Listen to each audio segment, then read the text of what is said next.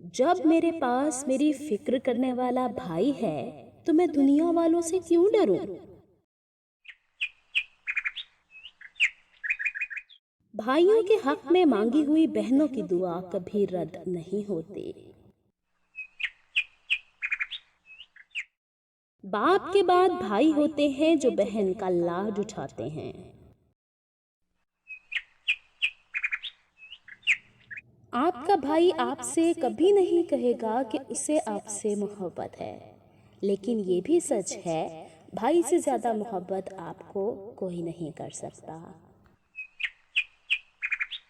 भाई जितना भी तंग कर ले बहनों को, मगर बहनों की जान होते हैं। बहनों को सबसे ज्यादा रुलाते भी भाई हैं और हंसाते भी भाई हैं।